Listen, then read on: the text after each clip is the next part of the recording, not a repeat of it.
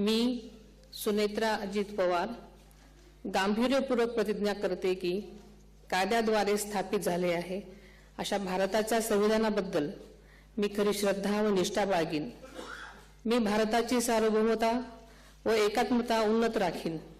मी महाराष्ट्र राज्याची उपमुख्यमंत्री म्हणून माझी कामे निष्ठापूर्वक व ससद्विवेक बुद्धीने पार पाडेन आणि संविधान व कायदा यानुसार सर्व तऱ्हेच्या लोकांना मी गांभीर्यपणे व निपक्षपातीपणे तसेच कोणाच्याही विषयी ममत्वभाव किंवा आकस न बाळगता न्याय वागणूक देईन।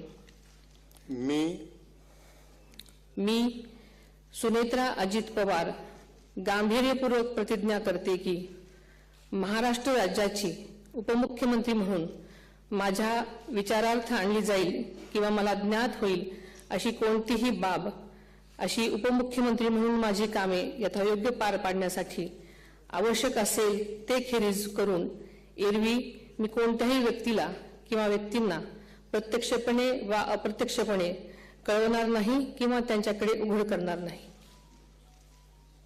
धन्यवाद।